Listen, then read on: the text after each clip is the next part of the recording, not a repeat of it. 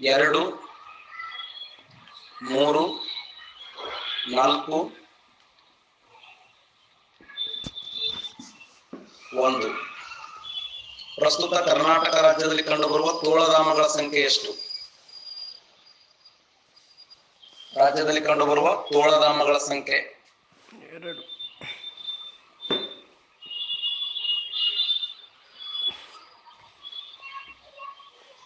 ಪ್ರಸ್ತುತ ರಾಜ್ಯದಲ್ಲಿ ಕಂಡುಬರುವ ತೋಳಧಾಮಗಳ ಸಂಖ್ಯೆ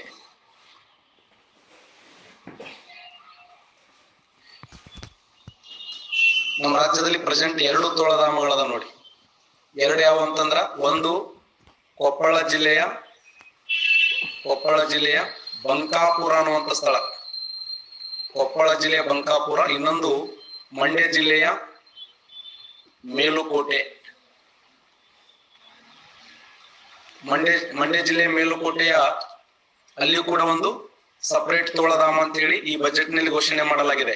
ಕೊಪ್ಪಳ ಜಿಲ್ಲೆಯ ಬಂಕಾಪುರ, ಇನ್ನೊಂದು ಮಂಡ್ಯ ಜಿಲ್ಲೆಯ ಮೇಲುಕೋಟೆ. ಬಂಕಾಪುರ ಅನ್ನೋದು ಹಾವೇರಿ ಜಿಲ್ಲೆಯಲ್ಲೂ ಕೂಡ ಕಂಡು ಬರ್ತದೆ. ಕರೆಕ್ಟಾ? ಹಾವೇರಿ ಜಿಲ್ಲೆಯಲ್ಲಿ ಒಂದು ಬಂಕಾಪುರ ಇದೆ, ಅದು ನವಿಲುಧಾಮಕ್ಕೆ ಫೇಮಸ್ ಇದೆ ನೋಡಿ. ಕರ್ನಾಟಕ ರಾಜ್ಯದಲ್ಲಿ ಪ್ರಸ್ತುತ 38 ವನ್ಯಜೀವಿ ಧಾಮಗಳದಾವೆ.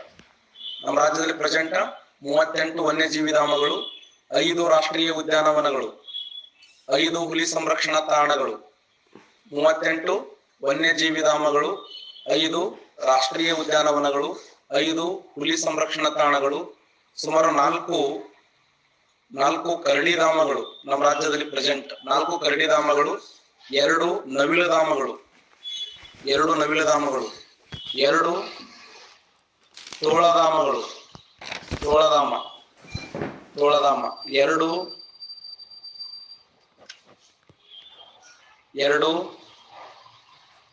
ಆನೆ ವನ್ಯಜೀವಿ ಧಾಮಗಳು. ಇವೆಲ್ಲ ಎಕ್ಸಾಮ್ ಕೇಳ್ತಾನೆ.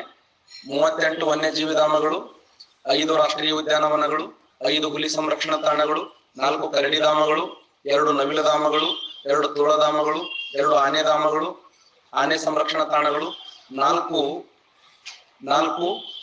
ರಾಮ್ಸಾರ್ ತಾಣ ವೆಟ್ಲ್ಯಾಂಡ್ ಗಳಂತ ಕರಿತೀವಿ. ಕರ್ನಾಟಕ ರಾಜ್ಯದಲ್ಲಿ ಪ್ರಸ್ತುತ ರಾಮ್ಸಾರ್ ತಾಣಗಳ ಸಂಖ್ಯೆ ಎಷ್ಟು ಅಂದ್ರ 4 ರಾಮ್ಸಾರ್ ತಾಣಗಳದಾವೆ. 4 ರಾಮ್ಸಾರ್ ತಾಣಗಳು. ಒಂದು ರಣಹದ್ದು ಧಾಮ, ಒಂದು ಕರ್ನಾಟಕ ರಾಜ್ಯದಲ್ಲಿ ಒಂದು ರಣಹದ್ದು ಧಾಮವನ್ನು ನೋಡ್ತೀವಿ. 4 ರಾಮ್ಸಾರ್ ತಾಣಗಳು ನೋಡ್ತೀವಿ. ಕರ್ನಾಟಕ ರಾಜ್ಯದಲ್ಲಿ ಅತಿ ಮುಖ್ಯವಾಗಿ 5 ಪಕ್ಷಿಧಾಮಗಳ ಸಂಖ್ಯೆ ಕರ್ನಾಟಕ ರಾಜ್ಯದಲ್ಲಿ ಎಷ್ಟು ಅಂದ್ರ 5 ಪಕ್ಷಿಧಾಮಗಳು. ಇವೆಲ್ಲ ಬಜೆಟ್ ನಲ್ಲಿ, ಕರ್ನಾಟಕದ ಬಜೆಟ್ ನಲ್ಲಿ 2024ರ ಬಜೆಟ್ ನಲ್ಲಿರುವಂತಹ ಅಂಶಗಳಿವು.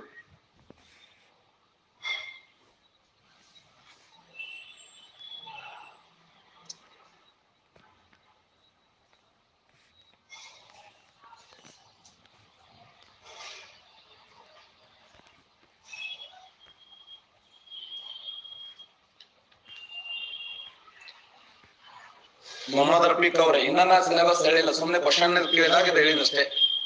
38 ವನ್ಯಜೀವಿ ಧಾಮಗಳು, 5 ರಾಷ್ಟ್ರೀಯ ಉದ್ಯಾನವನಗಳು, 5 ಹುಲಿ ಸಂರಕ್ಷಣಾ ತಾಣಗಳು, 4 ಕರಡಿ ಧಾಮಗಳು,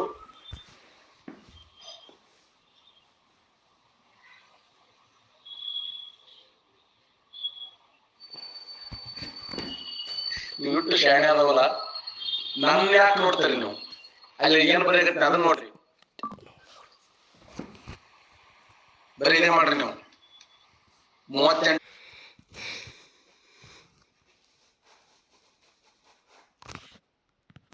ಆಯ್ತ್ರಿ. ಪ್ರಕಾಶ್ ಶೆಟ್ಟಿ ಇರ್ಲಕ್ ಹೋಗ್ಬಿಡ್ರಿ. ಆಯ್ತಾ? ಯಾಕಡೆ ನೋಡಲ್ಲ? ಆಯ್ತಾ? ಆಯ್ತಾಯ್ತು, ನೋಡಲ್ಲ. ನಿಮ್ ಕಡೆ ನೋಡ್ತೀನಿ. 2 ತೋಳಧಾಮಗಳು, 2 ಆನೆ ವನ್ಯಜೀವಿ ಧಾಮಗಳು, 4 ರಾಮ್ಸಾರ್ ತಾಣಗಳು, ಮತ್ತೆ 1 ರಣಹದ್ದು ಧಾಮ, 5 ಪಕ್ಷಿಧಾಮಗಳು ಕರ್ನಾಟಕ ರಾಜ್ಯದಲ್ಲಿ ಪ್ರಸ್ತುತ. 3 ಯಾವದವ? 3 ಯಾವ ಇಲ್ಲಲ್ಲ.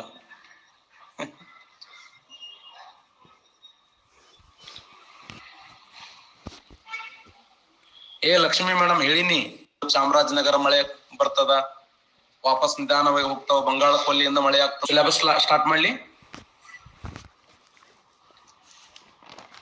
ಪ್ರಕಾಶ್ ಯೂಸುಫ್ ಅವರೇ,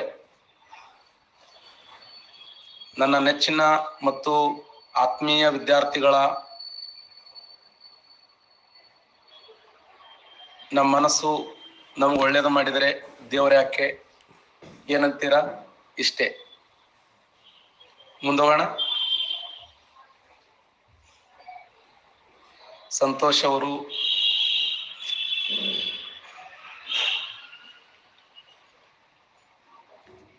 ಅಷ್ಟೇ.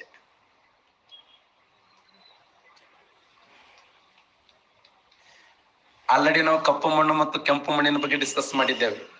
ಕಪ್ಪು ಮಣ್ಣನ್ನ ರೆಗೂರು ಮಣ್ಣು ಅಂತ ಕರೆದ್ರ, ಕೆಂಪು ಮಣ್ಣನ್ನ ಧಾರವಾಡ ಶಿಲೆಯಿಂದ ನಿರ್ಮಾಣಗೊಂಡ ಮಣ್ಣು ಅಂತೇಳಿ ನಾವು ಡಿಸ್ಕಸ್ ಮಾಡಿದ್ದೇವೆ.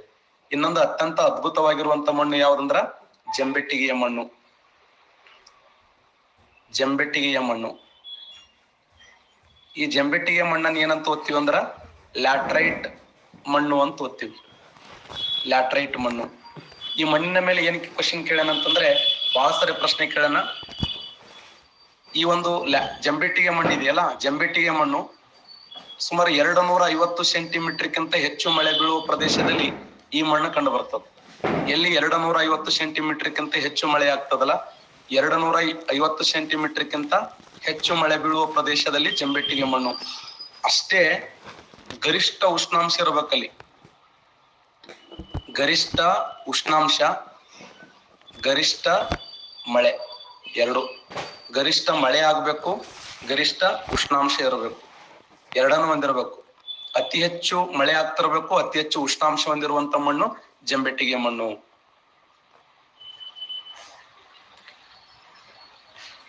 250 ಸೆಂಟಿಮೀಟರ್ಗಿಂತ ಅತಿ ಹೆಚ್ಚು ಮಳೆ ಬೀಳುವ ಪ್ರದೇಶದಲ್ಲಿ ಈ ಒಂದು ಜಂಬೆಟ್ಟಿಗೆ ಮಣ್ಣು ಕಂಡು ಬರ್ತದೆ.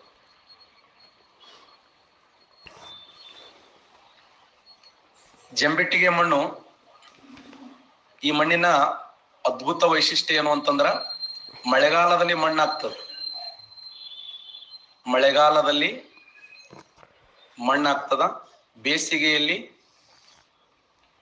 ಶಿಲೆ ಆಗ್ತದ. ಇದು ಕ್ವಶನ್ ನೋಡಿ. ಮಳೆಗಾಲದಲ್ಲಿ ಮಣ್ಣಾಗಿ ಬೇಸಿಗೆಯಲ್ಲಿ ಶಿಲೆ ಆಗುತ್ತದೆ. ಮಳೆಗಾಲದಲ್ಲಿ ಮಣ್ಣಾಗ್ತದ, ಬೇಸಿಗೆಯಲ್ಲಿ ಶಿಲೆ. ಯಾವ ಶಿಲೆ ಆಗ್ತದಂದ್ರ ಲ್ಯಾಟ್ರೈಟ್ ಶಿಲೆ ಆಗ್ತದ ನೋಡಿ. ಲ್ಯಾಟ್ರೈಟ್ ಶಿಲೆ ಈ ಮಣ್ಣಿನ ಒಂದು ಗುಣಲಕ್ಷಣ ಇದು. ಮಳೆಗಾಲದಲ್ಲಿ ಮಣ್ಣಾಗಿ ಬೇಸಿಗೆಯಲ್ಲಿ ಶಿಲೆ ಆಗುತ್ತದೆ. ಆ ಶಿಲೆಯನ್ನು ಏನ್ ಮಾಡ್ತಾರ ಸ್ಥಳೀಯ ಜನ ಅಂದ್ರ ಕಟ್ಟಡವನ್ನು ಕಟ್ಲಕ್ ಬಳಸ್ತಾರ. ಆ ಲ್ಯಾಟ್ರೈಟ್ ಶಿಲೆಯನ್ನ ಕಟ್ಟಡ ಕಟ್ಲಕ್ ಬಳಸ್ತಾರ. ಸರ್ ಮತ್ತ ಕಟ್ಟಿನ ಮ್ಯಾಗ ಮತ್ ಮಳೆ ಬಂದ್ರೆ ಹೆಂಗ್ರಿ?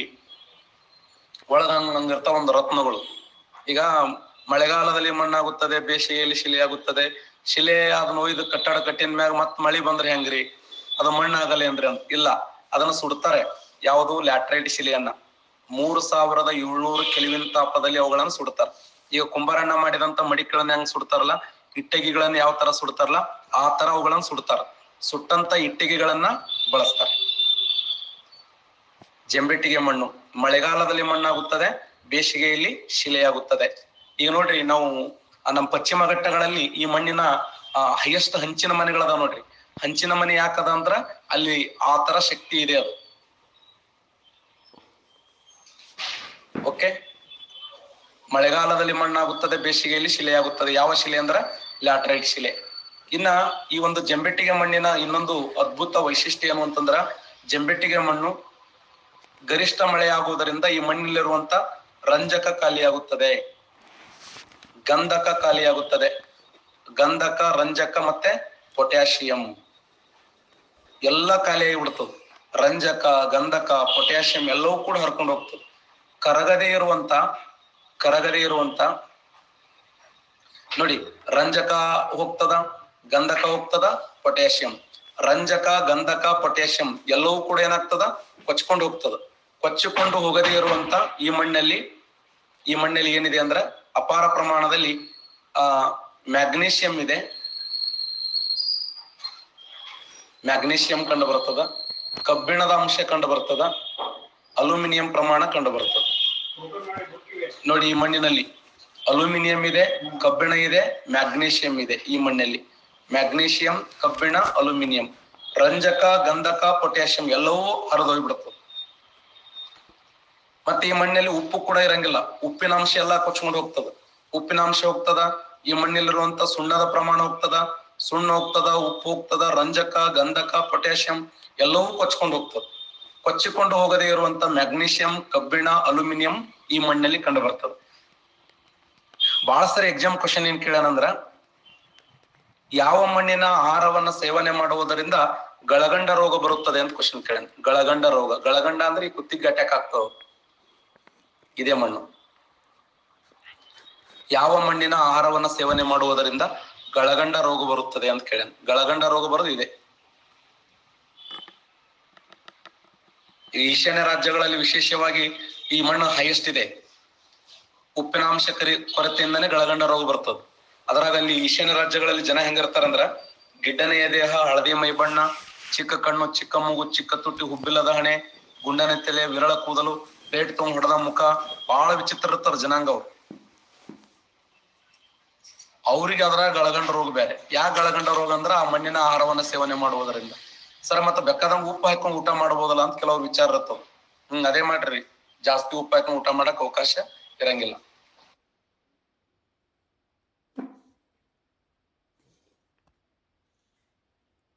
ಮಾಡ್ತೇರಿ. ನಾನು ಇನ್ನೊಂದ್ ತಿಳಿಯಾಗಿರ್ಲಿ, ನೀವ್ ಎಲ್ಲಾನು ಬರ್ಕೋತೀರಂದ್ರ ನಾ ಎಲ್ಲಾನು ಹೇಳಂಗಿಲ್ಲ. ಸುಮ್ಮ ಕೆಲವೊಂದು ಪಾಯಿಂಟ್ ಗಳನ್ನ ಕೇಳಿಸ್ಕೋಬೇಕು. ಆ ಬೋರ್ಡ್ ಮ್ಯಾಗ ಏನ್ ಬರ್ದೇನಲ್ಲ ಅದನ್ನ ಮಾತ್ರ ಬರ್ಕೋಬೇಕು. ಈಗ ಏನು ಅವೆಲ್ಲ ಬರ್ಕೋತೀರಿ. ಈಶಾನ್ಯ ರಾಜ್ಯದಲ್ಲಿ ಮಂಗೋಲೈಡ್ ಜನಾಂಗ ಕಂಡು ಬರ್ತಾರೆ, ಗಿಡ್ಡ ನದಿ, ಹಳದಿ ಮೈ ಬಣ್ಣ, ಚಿಕ್ಕ ಕಣ್ಣು, ಚಿಕ್ಕ ಮೂಗು, ಚಿಕ್ಕ ತುಟಿ, ಉಬ್ಬಿಲ್ಲದಾಣೆ, ಇಂಥವೆಲ್ಲ ಬರ್ಕೋತೀರಿ. ಇನ್ನ ಅವೆಲ್ಲ ಬರ್ಕೋತೀರ ಅಂತ ಯಾವ ಹೇಳಂಗಿಲ್ಲ ನಾನು. ಇಲ್ಲಿ ಏನ್ ಬರ್ಸಾಕತ್ತೀನಿ, ಜಂಬೆಟ್ಟಿಗೆ ಮಣ್ಣನ್ನ ಲ್ಯಾಟ್ರೈಟ್ ಮಣ್ಣು ಅಂತ ಕರಿತೀವಿ. ಒಂದು ಇಲ್ಲಿ ಬರ್ದನ್ ಬೋರ್ಡ್ ಮ್ಯಾಗ 250 ಸೆಂಟಿಮೀಟರ್ಗಿಂತ ಹೆಚ್ಚು ಮಳೆ ಬೀಳುವ ಪ್ರದೇಶದಲ್ಲಿ, ಗರಿಷ್ಠ ಉಷ್ಣಾಂಶ, ಗರಿಷ್ಠ ಮಳೆ ಬೀಳುವ ಪ್ರದೇಶದಲ್ಲಿ ಜಂಬೆಟ್ಟಿಗೆ ಮಣ್ಣು ಕಂಡು ಬರ್ತದೆ. ಮಳೆಗಾಲದಲ್ಲಿ ಏನಾಗ್ತದೆ, ಇದು ಮಳೆಗಾಲದಲ್ಲಿ ಮಣ್ಣಾಗ್ತದೆ, ಬೇಸಿಗೆಯಲ್ಲಿ ಶಿಲೆಯಾಗುತ್ತದೆ.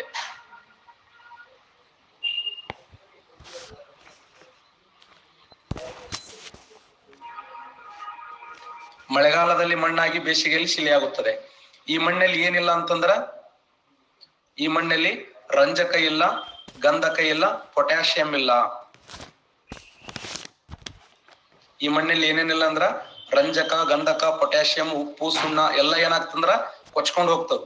ಮ್ಯಾಗ್ನೀಷಿಯಂ, ಕಬ್ಬಿಣ, ಅಲ್ಯೂಮಿನಿಯಂ ಗಟ್ಟಿಯಾಗಿರುವಂತ ಪದರು ಅಲ್ಲೇ ಸ್ಟಾಕ್ ಆಗ್ತದೆ.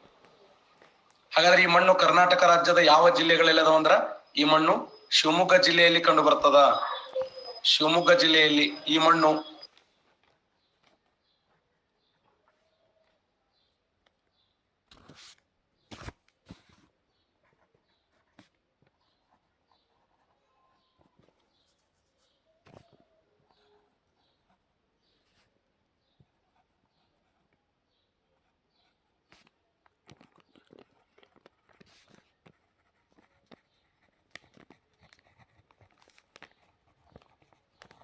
ನೋಡಿ. ಈ ಮಣ್ಣು ಎಲ್ಲೆಲ್ಲಿ ಅದಂದ್ರ ಶಿವಮೊಗ್ಗ ಜಿಲ್ಲೆಯಲ್ಲಿದೆ, ಕೊಡಗು ಜಿಲ್ಲೆಯಲ್ಲಿ ಕಂಡು ಬರ್ತದ, ಹಾಸನ್ ಜಿಲ್ಲೆಯಲ್ಲಿ ಮಣ್ಣಿದೆ ಕರ್ನಾಟಕ ರಾಜ್ಯದ, ಮತ್ತೆ ಕೊಡಗು ಜಿಲ್ಲೆಯಲ್ಲಿ ಮಣ್ಣಿದೆ, ಚಿಕ್ಕಮಗಳೂರು ಜಿಲ್ಲೆಯಲ್ಲಿ ಮಣ್ಣಿದೆ, ಚಿಕ್ಕಮಗಳೂರು, ಉಡುಪಿಯಲ್ಲಿ ಮಣ್ಣು ಕಂಡು ಬರ್ತದೆ. ಉಡುಪಿ ಏನು ಪಶ್ಚಿಮ ಭಾಗ, ಉಡುಪಿಯ ಪಶ್ಚಿಮ ಭಾಗದಲ್ಲಿ ಮಣ್ಣಿದೆ. ಮತ್ತೆ ಉತ್ತರ ಕನ್ನಡದಲ್ಲಿ ಸ್ವಲ್ಪ ಪ್ರಮಾಣದಲ್ಲಿ ಕಂಡು ಬರ್ತದ, ದಕ್ಷಿಣ ಕನ್ನಡದಲ್ಲಿಯೂ ಸ್ವಲ್ಪ ಪ್ರಮಾಣದಲ್ಲಿ ಕಂಡು ಬರ್ತದೆ ಮಣ್ಣು. ಶಿವಮೊಗ್ಗ, ಕೊಡಗು, ಹಾಸನ್, ಚಿಕ್ಕಮಗಳೂರು, ಉಡುಪಿ, ಉತ್ತರ ಕನ್ನಡ ಮತ್ತೆ ದಕ್ಷಿಣ ಕನ್ನಡ ಜಿಲ್ಲೆಗಳಲ್ಲಿ ಈ ಮಣ್ಣು ಹಂಚಿಕೆಯಾಗಿದೆ.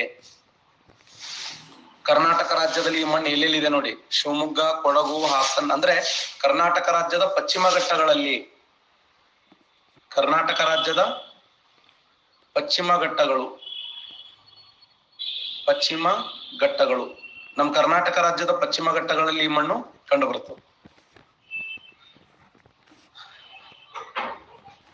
ಅದರ ವಿಶೇಷವಾಗಿ ಶಿವಮೊಗ್ಗ, ಕೊಡಗು, ಹಾಸನ್, ಚಿಕ್ಕಮಗಳೂರು, ಉಡುಪಿ, ಉತ್ತರ ಕನ್ನಡ, ದಕ್ಷಿಣ ಕನ್ನಡ ಅಲ್ಲೆಲ್ಲಿ ಸ್ವಲ್ಪ ಪ್ರಮಾಣದಲ್ಲಿ ಈ ಮಣ್ಣು ಅಂದ್ರೆ 250 ಸೆಂಟಿಮೀಟರ್ಗಿಂತ ಗರಿಷ್ಠ ಪ್ರಮಾಣದ ಮಳೆ ಬೀಳುವ ಪ್ರದೇಶ, ಹೈಯೆಸ್ಟ್ ಉಷ್ಣಾಂಶ.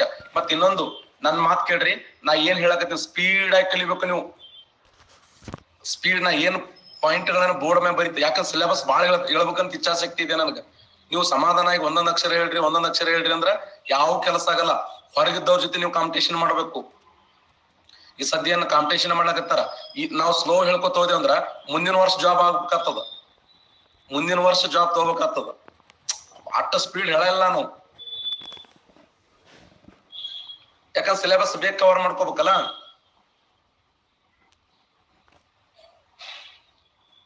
ಮತ್ತೆ ಈ ಮಣ್ಣಿನಲ್ಲಿ ಬೆಳೆಯುವಂತ ಪ್ರಧಾನವಾಗಿರುವಂತ ಬೆಳೆಗಳು ಯಾವುವು? ಈ ಮಣ್ಣಿನಲ್ಲಿ ಕಾಫಿ ಬೆಳಿಬಹುದು, ಕಾಫಿ, ಚಹಾ ಬೆಳಿಬಹುದು, ಕಾಫಿ, ಚಹಾ, ಮಸಾಲೆ ಪದಾರ್ಥಗಳು, ಮಸಾಲೆ ಈ ಮಣ್ಣಲ್ಲಿ ಬೆಳೆಯುವಂತ ಪ್ರಮುಖವಾಗಿರುವಂತ ಬೆಳೆಗಳು.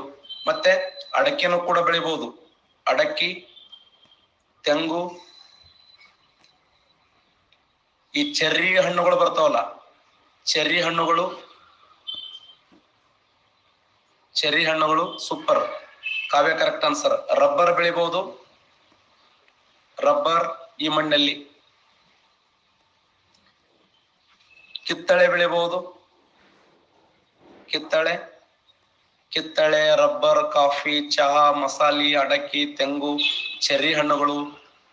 ಆಪಲ್ ಬೆಳಿಬಹುದು ಸುನಿಲ್ ಅವರೇ. ಆಪಲ್ ಎಲ್ಲಿಪ್ಪ ಅಂದ್ರೆ ಜಮ್ಮು ಕಾಶ್ಮೀರದ ಪರ್ವತದ ಮಣ್ಣಿನಲ್ಲಿ ಬೆಳಿತೀವಿ, ಪರ್ವತದ ಮಣ್ಣಿನಲ್ಲಿ. ಗೋಡಂಬಿ ಇಲ್ಲ, ಗೋಡಂಬಿ ಮೆಕ್ಕಲು ಮಣ್ಣಿನಲ್ಲಿ. ನಾ ಹೇಳಿದ್ ಬರ್ಕೋರಿ ಇಲ್ಲಿ ಯಾವ ಕೊತ್ತಂಬರಿ ನಾವ. ಕಿತ್ತಳೆ, ರಬ್ಬರ್, ಕಾಫಿ, ಚಹಾ, ಮಸಾಲೆ, ಅಡಕೆ ಅದರ ಪ್ರಧಾನವಾದ ಬೆಳೆಗಳಂದ್ರೆ ಇವು. ಕಾಫಿ, ಚಹಾ, ಮಸಾಲೆ ಪದಾರ್ಥಗಳವಲ್ಲ, ಇವು ಪ್ರಮುಖವಾಗಿರುವಂತ ಬೆಳೆಗಳು, ಈ ಮಣ್ಣಲ್ಲಿ ಬೆಳೆಯುವಂತ ಪ್ರಮುಖವಾದ ಬೆಳೆಗಳು. ಕ್ವಶನ್ ಹಂಗೆ ಕೇಳೋಣ, ಏನು ಅಂದ್ರ ಕಾಫಿ ಮತ್ತು ಚಹಾವನ್ನ ಈ ಕೆಳಗಿನ ಯಾವ ಮಣ್ಣಿನಲ್ಲಿ ಬೆಳೆಯಕ್ ಸಾಧ್ಯ ಇದೆ ಅಂತ ಕೇಳಿದ್ದಾನೆ. ಜಂಬೆಟ್ಟಿಗೆ ಮಣ್ಣಲ್ಲಿ ಬೆಳೆಯಕ ಸಾಧ್ಯ ಇದೆ.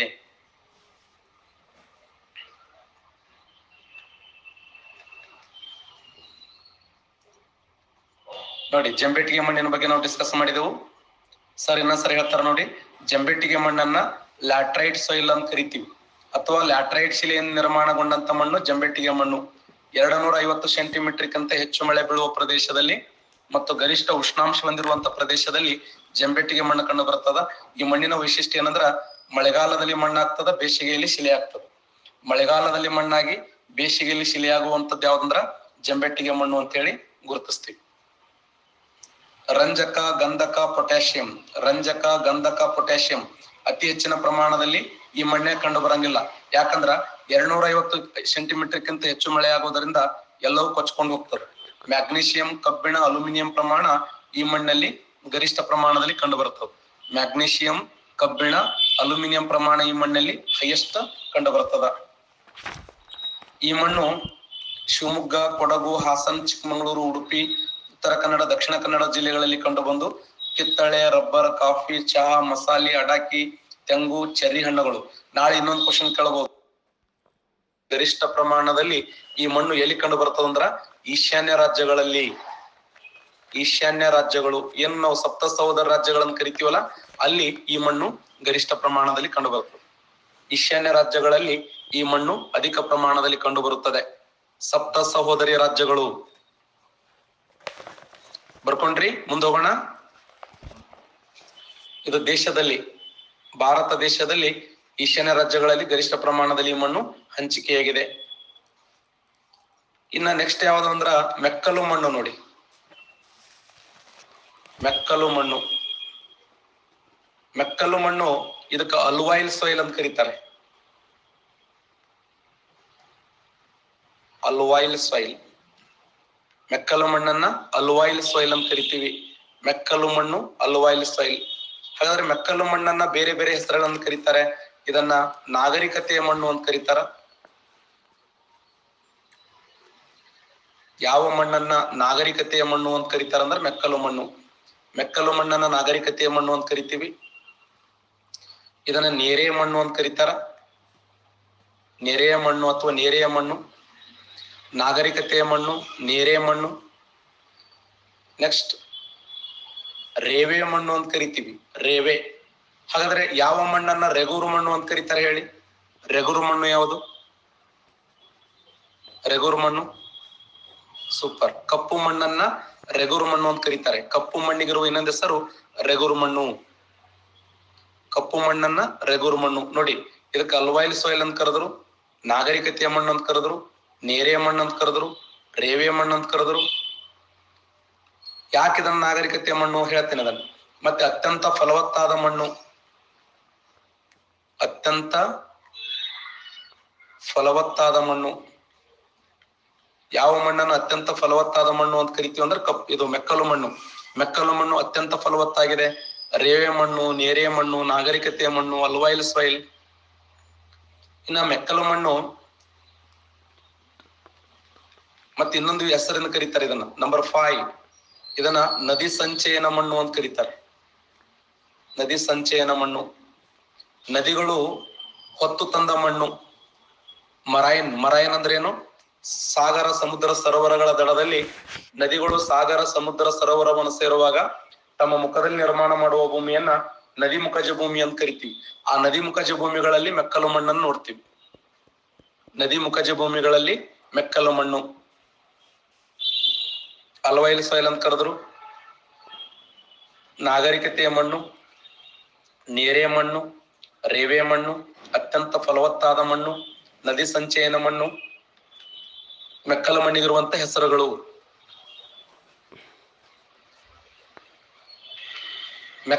ಈ ಮೆಕ್ಕಲು ಮಣ್ಣಿನಲ್ಲಿ ಸುಮಾರು 3 ಪ್ರಕಾರವನ್ನು ಗುರುತಿಸ್ತೀವಿ ಮುಖ್ಯವಾಗಿ. 1 ಬಂಗಾರ, 2 ಕಾದರ, 3 ಕಂಕರ. ಬಂಗಾರ, ಕಾದರ, ಕಂಕರ. ಇನ್ನೊಂದು ತರಾಯಿ ಅಂತ ಬರ್ತದೇನ್ ಬೇಡ, ತರಾಯಿ ಮೇಲೆ ಏನು ಕ್ವಶನ್ ಕೇಳಿಲ್ಲ. ಬಂಗಾರ, ಕಾದರ, ಕಂಕರ. ಬಂಗಾರ ಎಂದರೆ ಹಳೆಯ ಕಾಲದ ಮಣ್ಣು.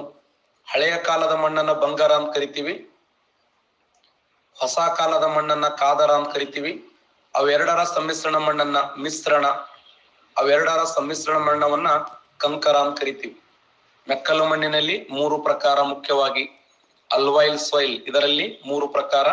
ನಂಬರ್ 1 ಬಂಗಾರ, ನಂಬರ್ 2 ಕಾದರ, ನಂಬರ್ 3 ಕಂಕರ. ಬಂಗಾರ ಎಂದರೆ ಹಳೆಯ ಕಾಲದ ಮಣ್ಣು, ಕಾದರ ಎಂದರೆ ಹೊಸ ಕಾಲದ ಮಣ್ಣು, ಕಂಕರ ಎಂದರೆ ಅವೆರಡರ ಸಮ್ಮಿಶ್ರಣ ಮಣ್ಣು.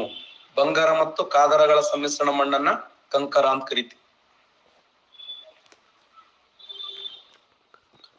ಹಳೆ ಕಾಲದ ಮಣ್ಣು, ನದಿ ಸಂಚಯನದ ಹಳೆ ಕಾಲದ ಮಣ್ಣನ್ನ ಬಂಗಾರ, ಹೊಸ ಕಾಲದ ಮಣ್ಣನ್ನ ಕಾದರ, ಅವೆರಡರ ಸಮ್ಮಿಶ್ರಣ ಮಣ್ಣನ್ನ ಕಂಕರ ಅಂತ ಹೇಳಿ ನೋಡ್ತೀವಿ. ಹಾಗಾದ್ರೆ ಕರ್ನಾಟಕ ರಾಜ್ಯದಲ್ಲಿ ಈ ಮಣ್ಣು ಎಲ್ಲಿದೆ ಅಂದ್ರ ನಮ್ಮ ರಾಜ್ಯದ ಕರಾವಳಿ ತೀರದಲ್ಲಿ ಇದೆ. ಕರ್ನಾಟಕ ರಾಜ್ಯದ ಕರಾವಳಿ ತೀರದಲ್ಲಿ ಇದು ನಮ್ಮ ರಾಜ್ಯ ಅಂತಂದ್ರ ಇದು ಕೋಸ್ಟಲ್ ಏರಿಯಾ. ಈ ಭಾಗದಲ್ಲಿ ಈ ಮಣ್ಣು ಹಂಚಿಕೆಯಾಗದು. ಕರಾವಳಿ ತೀರಗಳಲ್ಲಿ ಈ ಮಣ್ಣಿನ ಪ್ರಮಾಣ ಜಾಸ್ತಿ ಇದೆ. ಕರಾವಳಿ ತೀರದಲ್ಲಿ ಮೆಕ್ಕಲು ಮಣ್ಣು ನೋಡಕ್ ಸಾಧ್ಯ ಇದೆ. ಯಾಕೆ ಇದನ್ನ ನಾಗರಿಕತೆಯ ಮಣ್ಣು ಅಂತ ಕರೆದ್ರಂದ್ರ ಪ್ರಪಂಚದ ಎಲ್ಲಾ ನಾಗರಿಕತೆಗಳು ಸೃಷ್ಟಿಯಾಗಿದ್ದು ನದಿಗಳ ದಂಡೆಯ ಮೇಲೆ. ಜಗತ್ತಿನ ಎಲ್ಲಾ ನಾಗರಿಕತೆಗಳು, ಪ್ರಪಂಚದ ಎಲ್ಲಾ ನಾಗರಿಕತೆಗಳು ಸೃಷ್ಟಿಯಾಗಿದ್ದು ನದಿಯ ದಡದ ಮೇಲೆ. ಅದಕ್ಕೆ ಆ ನದಿಗಳು ಹೊತ್ತು ತಂದಂತ ಮಣ್ಣು ಏನಾಗಿರ್ತಂದ್ರ ಮೆಕ್ಕಲು ಮಣ್ಣಾಗಿರ್ತದ, ಅಲ್ವಾಯಿಲ್ ಸಾಯಿಲ್ ಆಗಿರ್ತದ. ನೇರೆ ಮಣ್ಣು ಅಂದ್ರೆ ನೆರೆಯ ಪ್ರದೇಶಗಳಿಂದ ಬರುವುದರಿಂದ ಇದಕ್ಕ ನೇರೆ ಮಣ್ಣು ಅಂತ ಕರೆದರು, ರೇವೆ ಮಣ್ಣು ಅಂತ ಕರೆದರು, ಅತ್ಯಂತ ಫಲವತ್ತಾದ ಮಣ್ಣು ಅಂತ ಕರೆದರು, ನದಿ ಸಂಚಯನ ಮಣ್ಣು ಅಂತ ಕರೆದರು. ಇದು ದೇಶದಲ್ಲಿ ಹೈಯೆಸ್ಟ್ ಇದೆ. ಇಡೀ ಭಾರತ ದೇಶದಲ್ಲಿ ಈ ಮಣ್ಣಿನ ಪ್ರಮಾಣ 43.36% ಇದೆ.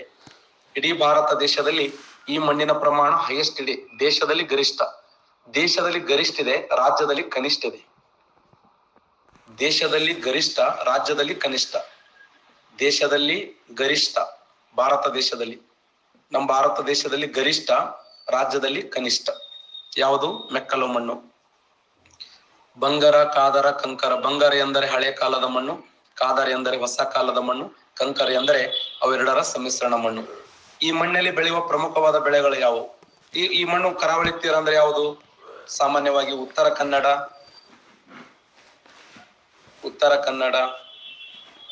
ದಕ್ಷಿಣ ಕನ್ನಡ ಮತ್ತೆ ಉಡುಪಿ.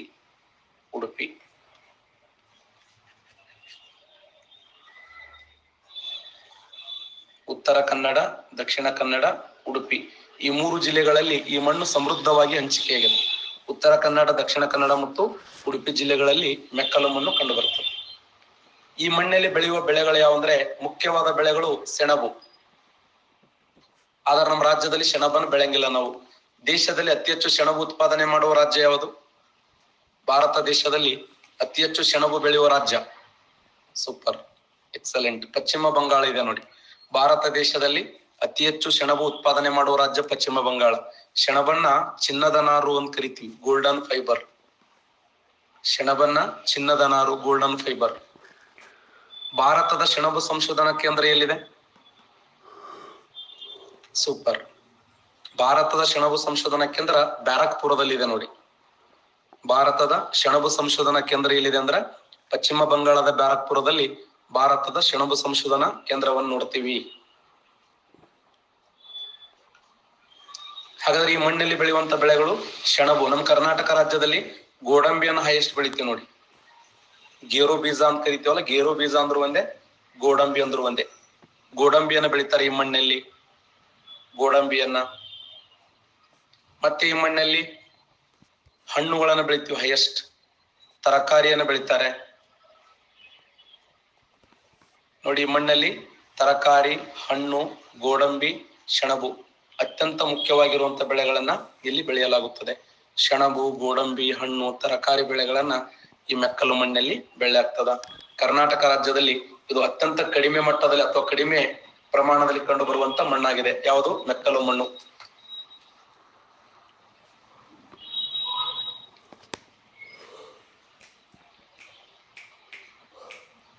ಈ ಮೆಕ್ಕಲು ಮಣ್ಣು ದೇಶದಲ್ಲಿ ಹೈಯೆಸ್ಟ್ ಯಾವ ರಾಜ್ಯದಲ್ಲಿ ಇದೆ ಅಂತ ಕ್ವಶನ್ ಕೇಳೋಣ. ಮಧ್ಯಪ್ರದೇಶ್, ಉತ್ತರ ಪ್ರದೇಶ್, ರಾಜಸ್ಥಾನ್, ಕರ್ನಾಟಕ ರಾಜ್ಯ. ಭಾರತ ದೇಶದಲ್ಲಿ ಮೆಕ್ಕಲು ಮಣ್ಣು ಯಾವ ರಾಜ್ಯದಲ್ಲಿ ಅತಿ ಹೆಚ್ಚಿನ ಪ್ರಮಾಣದಲ್ಲಿ ಕಂಡು ಬರುತ್ತದೆ? ಮೆಕ್ಕಲು ಮಣ್ಣು ಭಾರತ ದೇಶದಲ್ಲಿ ಅತಿ ಹೆಚ್ಚು ಯಾವ ರಾಜ್ಯದಲ್ಲಿ ಹಂಚಿಕೆಯಾಗಿದೆ?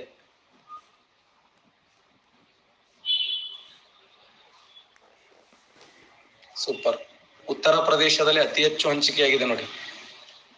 ಉತ್ತರ ಪ್ರದೇಶದಲ್ಲಿ ಹೈಯೆಸ್ಟ್ ಹಂಚಿಕೆಯಾಗಿರುವಂತ ಮಣ್ಣು. ಓಕೆ, ಇನ್ನೊಂದು ಅತ್ಯಂತ ಮುಖ್ಯವಾಗಿರುವಂತ ಅಂಶವನ್ನು ಹೇಳ್ತೇನೆ ನಿಮಗೆ, ಇದನ್ನು ನೋಟ್ ಮಾಡ್ಕೊಳ್ಳಿ ಚೆನ್ನಾಗಿ.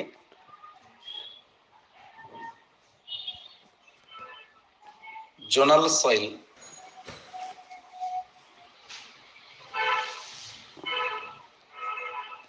Inter zonal soil, azonal soil.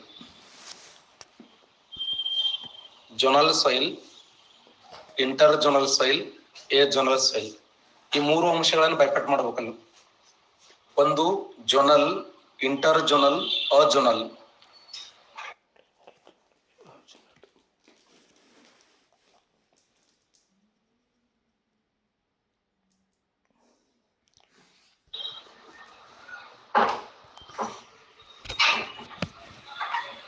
ಅಜೋನಲ್ ಸಾಯಿಲ್ಗೆ ಬೆಸ್ಟ್ ಎಕ್ಸಾಂಪಲ್ ಯಾವ್ದಂದ್ರೆ ಮೆಕ್ಕಲು ಮಣ್ಣು. ಅಜೋನಲ್ ಸಾಯಿಲ್ಗೆ ಬೆಸ್ಟ್ ಎಕ್ಸಾಂಪಲ್ ಇದೆ ಮೆಕ್ಕಲು ಮಣ್ಣು. ಜೋನಲ್ ಸಾಯಿಲ್ಗೆ ಬೆಸ್ಟ್ ಎಕ್ಸಾಂಪಲ್ ಯಾವ್ದಂದ್ರ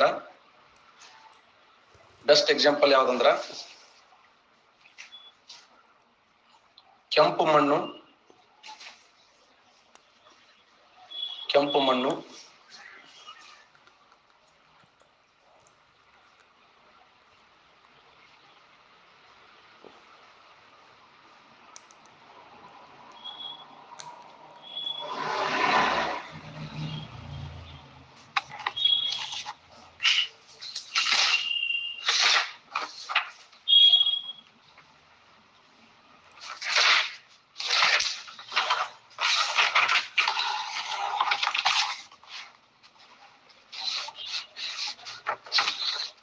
ಇನ್ನೊಂದ್ಸರಿ ಅದು ಬರ್ಕೊಂಡಿ ನಾನು ಡೌಟ್ ಹೆಚ್ಚು ಕಡಿಮೆ ಆಗ್ಬಾರ್ದು.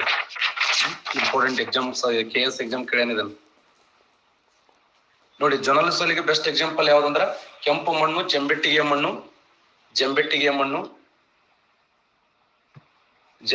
ಮಣ್ಣು, ಮತ್ತೆ ಮರುಭೂಮಿಯ ಮಣ್ಣು ನೋಡಿ. ಮರುಭೂಮಿಯ ಮಣ್ಣು.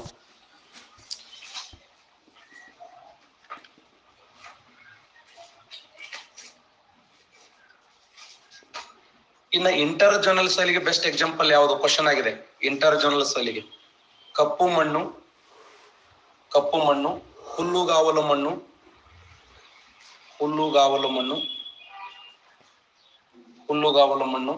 ಮತ್ತೆ ಜೌಗು ಮಣ್ಣು,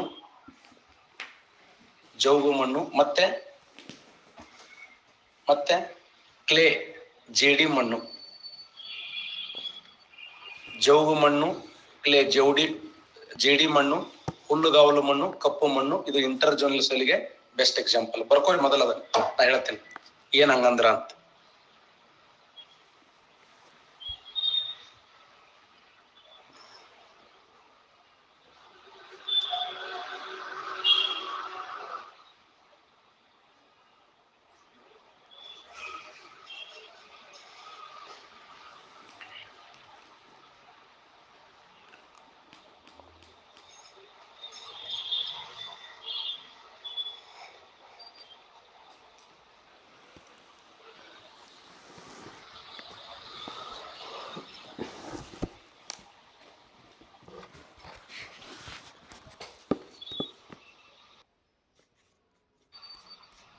ಎಕ್ಸ್ಪ್ಲೇನ್ ಮಾಡ್ಲಿ.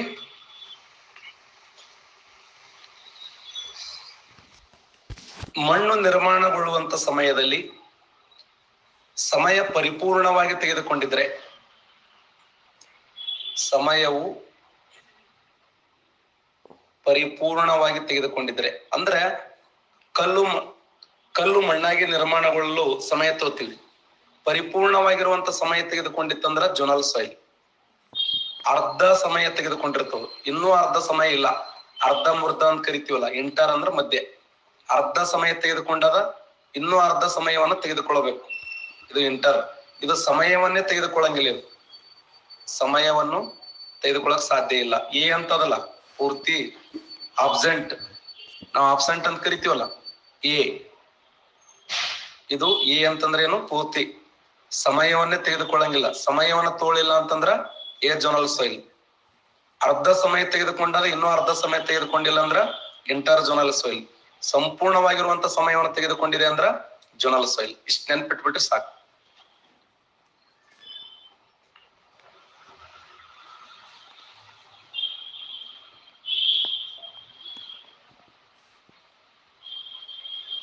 ಇಲ್ಲ, ಕರೆಕ್ಟ್ ಅದ ಅಕ್ಷಯ್.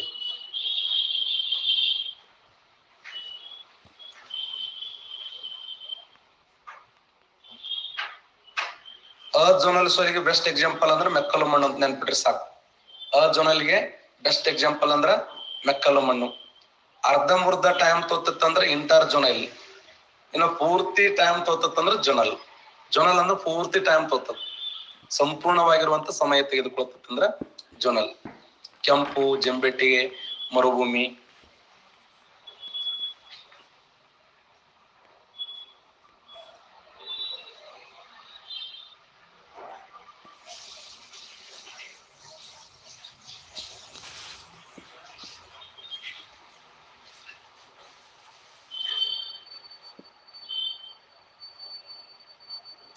ಟಂಡ್ರಾ ಸಾಯಿಲ್ ಬರ್ತದೆ, ಮೆಡಿಟೇರಿಯನ್ ಸಾಯಿಲ್ ಬರ್ತದೆ.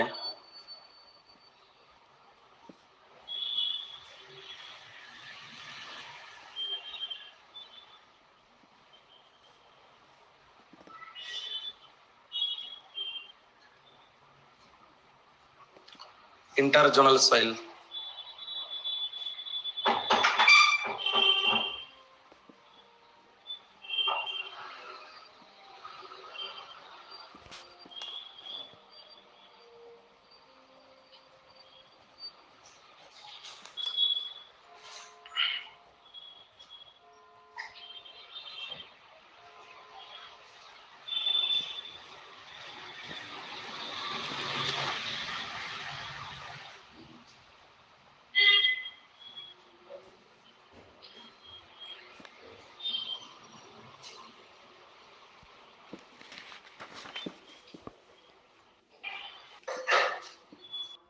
ಪೂರ್ಣವಾಗಿರುವಂತ ಸಮಯ ತೆಗೆದುಕೊಂಡಿತ್ತಂದ್ರೆ ಜೋನಲ್. ಮಧ್ಯದಲ್ಲಿ ಅರ್ಧ ಸಮಯ ತೆಗೆದುಕೊಂಡಿತ್ತಂದ್ರೆ ಇಂಟರ್ ಜೋನಲ್. ಯಾವುದೇ ಸಮಯನ ತೆಗೆದುಕೊಂಡಿಲ್ಲ ಅಂತಂದ್ರೆ ಅದನ್ನ ಎ ಜೋನಲ್ ಸಾಯಿಲ್ ಅಂತ ಕರಿತೀವಿ.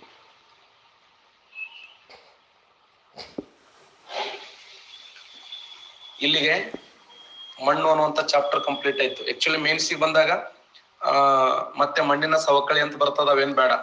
ಮಣ್ಣಿನ ಸವೆತ ಅಂದ್ರೆ ಏನೋ ಅವೆಲ್ಲ ಕೇಳ್ತಾನೆ, ಅಥವಾ ಭೂ ಸವೆತ ಅಂತ ಹೇಳಿ ಓದ್ತೀವಿ.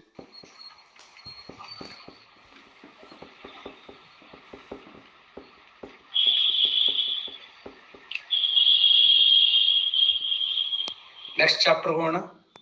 ನೆಕ್ಸ್ಟ್ ಚಾಪ್ಟರ್ ಯಾವ್ದು ಬರ್ಸಿ ನೋಡಿ ಸಿಲೆಬಸ್ ದಾಗ? Chapter number 5.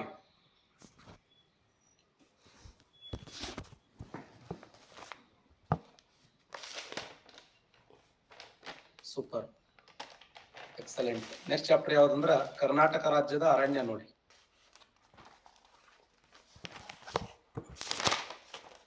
ಕರ್ನಾಟಕ ರಾಜ್ಯದ ಅರಣ್ಯ ಇಂಪಾರ್ಟೆಂಟ್ ಆಗಿರುವಂತ ಚಾಪ್ಟರ್ ಇದು. ಇದರ ಮೇಲೆ ಜಾಸ್ತಿ ಪ್ರಶ್ನೆಗಳನ್ನು ಕೇಳುವ ಸಾಧ್ಯತೆಗಳದಾವ. ಅರಣ್ಯವನ್ನು ಏನಂತ ಕರಿತೀವಿ ಅಂದ್ರ ಹಸಿರು ಚಿನ್ನ ಅಂತ ಕರಿತೀವಿ. ಹಸಿರು ಚಿನ್ನ, ಅರಣ್ಯವನ್ನ ಹಸಿರು ಚಿನ್ನ, ಗ್ರೀನ್ ಗೋಲ್ಡ್ ಅಂತ ಕರೀತಾರೆ. ಗ್ರೀನ್ ಗೋಲ್ಡ್ ಯಾವುದನ್ನ ಹಸಿರು ಚಿನ್ನ ಅಂತ ಕರಿತೀವಿ ಅಂದ್ರ ಗ್ರೀನ್ ಗೋಲ್ಡ್. ಅದರ ವಿಶೇಷವಾಗಿ ಯಾವ ಅರಣ್ಯದ ಭಾಗ ಅಂತಂದ್ರ ಬಿದಿರು ನೋಡಿ. ಬಿದಿರು ಇದರ ವಿಶೇಷ ಏನಂದ್ರೆ ಈ ಕೆಳಗಿನ ಯಾವ ಅರಣ್ಯ ಭಾಗವನ್ನ ಅಥವಾ ಗಿಡವನ್ನ ಮರವನ್ನ ಅಥವಾ ಇದು ಆಕ್ಚುಲಿ ಬಿದಿರು ಅನ್ನೋದು ಹುಲ್ಲುಗಾವಲು ಜಾತಿಗೆ ಸೇರಿದೆ ಇದು. ಓಕೆ, ಕರ್ನಾಟಕ ರಾಜ್ಯದ ಅರಣ್ಯದಲ್ಲಿ ಪಾಯಿಂಟ್ ನಂಬರ್ 1 ಆಗಿ ಹೇಳ್ತಾ ಇದ್ದೇನೆ. ಹಸಿರು ಚಿನ್ನ ಅಂದ್ರೆ ಅರಣ್ಯ ಸಂಪನ್ಮೂಲವನ್ನ ಹಸಿರು ಚಿನ್ನ ಅಂತ ಕರಿತೀವಿ. ಭಾರತದ ಅರಣ್ಯ ಸಂಶೋಧನಾ ಕೇಂದ್ರ ಎಲ್ಲಿದೆ? ಉತ್ತರಾಖಂಡದ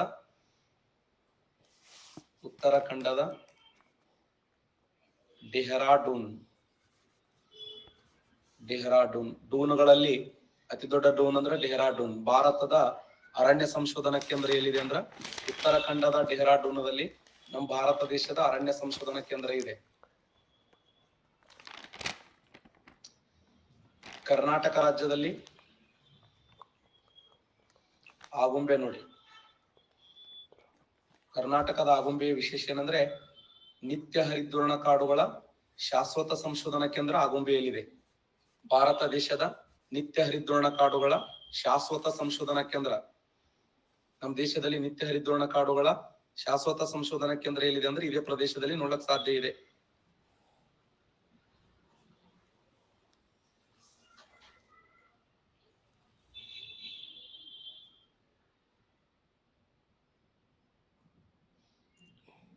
ಪ್ರಶ್ನೆ ಹಿಂಗೆ ಕೇಳ, ನಮ್ಮ ದೇಶದ ನಿತ್ಯ ಹರಿದ್ವರ್ಣ ಕಾಡುಗಳ ಶಾಶ್ವತ ಸಂಶೋಧನಾ ಕೇಂದ್ರ ಆಗುಂಬೆ. ಬರೀ ಅರಣ್ಯ ಸಂಶೋಧನಾ ಕೇಂದ್ರ ಅಂದ್ರ ಡೆಹ್ರಾಡೂನದಲ್ಲಿ. ಡೂನ್ಗಳಲ್ಲಿ ಅತಿ ದೊಡ್ಡ ಡೂನ್ ಡೆಹ್ರಾಡೂನ್.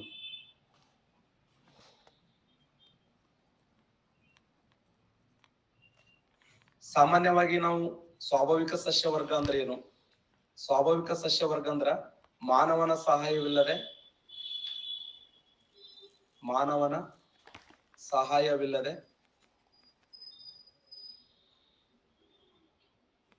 ಬೆಳೆದ ಗಿಡ ಮರಗಳ ಗುಂಪನ್ನು,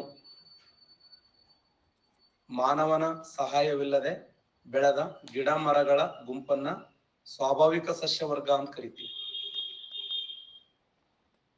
ಸ್ವಾಭಾವಿಕ ಸಸ್ಯ ವರ್ಗ ಎನ್ನುವರು. ಸ್ವಾಭಾವಿಕ ಸಸ್ಯ ವರ್ಗ ಅಂದ್ರೆ ಏನು? ಮಾನವನ ಸಹಾಯವಿಲ್ಲದೆ ಬೆಳೆದಂತ ಗಿಡ ಮರಗಳ ಗುಂಪನ್ನ ಸ್ವಾಭಾವಿಕ ಸಸ್ಯ ವರ್ಗ ಅಂದ್ರೆ ಮನುಷ್ಯನ ನೆರವಿಲ್ಲದೆ, ಮನುಷ್ಯನ ಸಹಾಯವಿಲ್ಲದೆ ತನ್ನಿಂದ ತಾನೇ ಬೆಳೆದಂತ ಗಿಡ ಮರಗಳ ಗುಂಪನ್ನ. ಈ ಉದಾಹರಣೆ ನಾವು ಕೊಡಗು ಜಿಲ್ಲೆ ಹೋರಿ ನೀವು, ಆ ಕೊಡಗು ಜಿಲ್ಲೆಯಲ್ಲಿ ಅಲ್ಲಿ ಜನರು ಏನ್ ಮಾಡ್ತಾರಂದ್ರ ಇದನ್ನ ದೇವರ ಕಾಡು ಅಂತ ಕರೀತಾರ. ಅದು ಮುಟ್ಟಂಗೆ ಇಲ್ಲ. ದೇವರ ಕಾಡು ಎಲ್ಲಿದೆ ಅಂದ್ರ ಕೊಡಗು ಜಿಲ್ಲೆಯಲ್ಲಿ ನೋಡ್ತೀವಿ. ನಮ್ಮ ಕರ್ನಾಟಕ ರಾಜ್ಯದ ಅರಣ್ಯ ಒಂದು ವೈಶಿಷ್ಟ್ಯಗಳಿಂದ ಕೂಡಿದಂತ ಅರಣ್ಯ. ದೇವರ ಕಾಡುಗಳು ಕೊಡಗು ಜಿಲ್ಲೆಯಲ್ಲಿ ಕಂಡು ಬಂದ್ರೆ ಶೋಲಾ ಕಾಡುಗಳು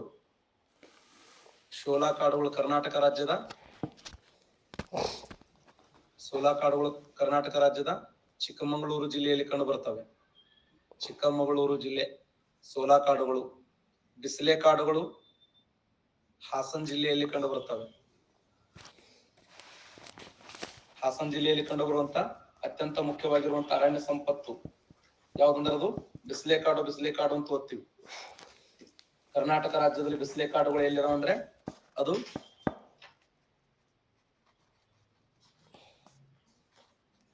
ಯಾಕಂದ್ರೆ ಸೂರ್ಯನ ಕಿರಣಗಳು ಭೂಮಿಗೆ ತಾಗಂಗಿಲ್ಲ ಅಂತ ಹೇಳಿ ಅವುಗಳನ್ನ ಏನ್ ಕರೆದ್ರು? ಬಿಸಿಲೆ ಕಾಡುಗಳು ಅಂತ ಹೇಳಿ ಕರೆದ್ರು. 3 ಜಿಲ್ಲೆಗಳು, ಒಂದು ಹಾಸನ, ಕೊಡಗು ಮತ್ತೆ ದಕ್ಷಿಣ ಕನ್ನಡ ಈ 3 ಜಿಲ್ಲೆಗಳ ಮಧ್ಯದಲ್ಲಿ ಒಂದು ಸ್ಪಾಟ್ ಇದೆ ಬಿಸಲೆ ಅಂತ ಹೇಳಿ.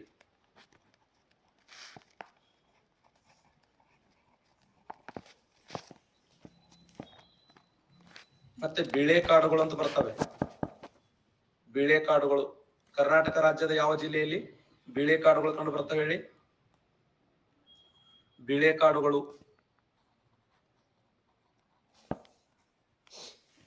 ಆದರ್ಶ್ ರಾಂಗ್. ರಂಜಿತ್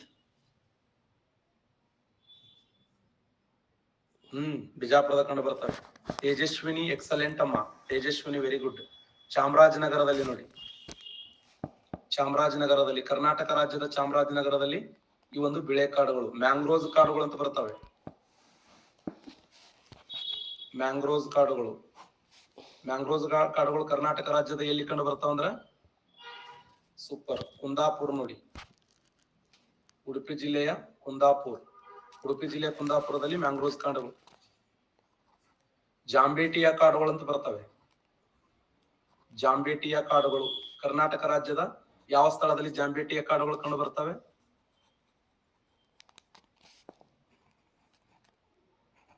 ನೋಡಿ ನಿಮ್ಗೆಲ್ಲ ಎಷ್ಟು ಹೊಸ ಯಾವ ಅಂಕಂಚನವ. ಜಾಂಬೇಟಿಯ ಕಾಡುಗಳು ಎಲ್ಲಿದಾವ ಅಂದ್ರೆ ಬೆಳಗಾವಿ ಜಿಲ್ಲೆಯಲ್ಲಿ ಕಂಡು ಬರ್ತಾವ ನೋಡಿ. ಬೆಳಗಾವಿ, ಕರ್ನಾಟಕ ರಾಜ್ಯದ ಬೆಳಗಾವಿ ಜಿಲ್ಲೆಯಲ್ಲಿ ಜಾಂಬೇಟಿಯ ಕಾಡುಗಳು, ಮ್ಯಾಂಗ್ರೋಸ್ ಕಾಡುಗಳು ಕುಂದಾಪುರ, ದೇವರ ಕಾಡುಗಳು ಕೊಡಗು ಜಿಲ್ಲೆ, ಸೋಲಾ ಕಾಡುಗಳು ಚಿಕ್ಕಮಗಳೂರು ಜಿಲ್ಲೆ, ಬಿಸ್ಲೆ ಕಾಡು ಹಾಸನ, ಬಿಳೆಕಾಡು ಚಾಮರಾಜನಗರ. ನಿಮ್ಗೆ ಹೊಸ ಅನ್ಸಾಗತ್ತವಲ್ಲ ಪಾಯಿಂಟ್.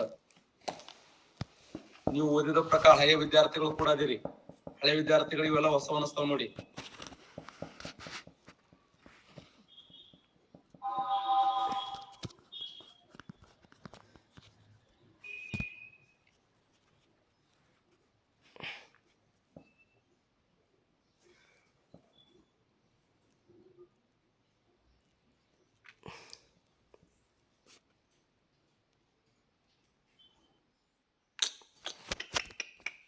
ಅರಣ್ಯ ಸಂಪನ್ಮೂಲಗಳನ್ನು ರಕ್ಷಣೆ ಮಾಡುವ ಸಲುವಾಗಿನೇ ಕೆಲವೊಂದು ದಿನಗಳನ್ನು ಘೋಷಣೆ ಮಾಡ್ಯಾರ.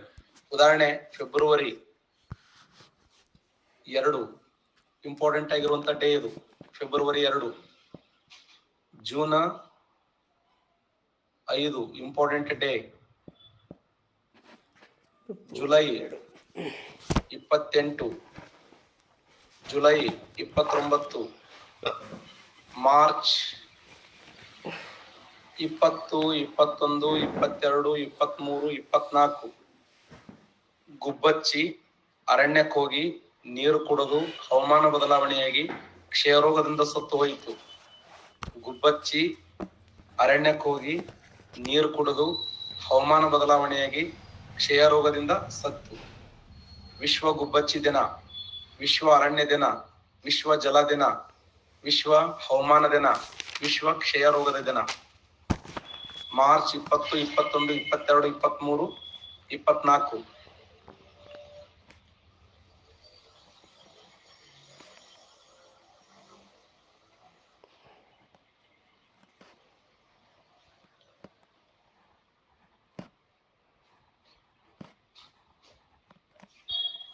ಗುಬ್ಬಚ್ಚಿ ಅರಣ್ಯ, ನೀರು, ಹವಾಮಾನ, ಕ್ಷಯ. ಗುಬ್ಬಚ್ಚಿ ಅರಣ್ಯಕ್ಕೆ ಹೋಗಿ ನೀರು ಕುಡಿದು ಹವಾಮಾನ ಬದಲಾವಣೆಯಾಗಿ ಕ್ಷಯ ರೋಗದಿಂದ ಬಿದ್ದು ಒದ್ದೆಡೆ ಸತ್ತೋಯ್ತು.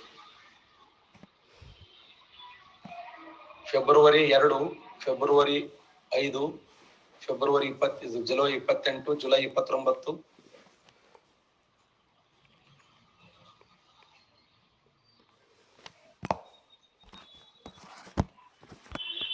ಗುಬ್ಬಚ್ಚಿ ಅರಣ್ಯಕ್ಕೆ ಹೋಗಿ ನೀರು ಕುಡಿದು ಹವಾಮಾನ ಬದಲಾವಣೆ ಕ್ಷಯ ರೋಗಕ್ಕಾಗಿ ಸತ್ತೈತೆ. S Somashekhara correct.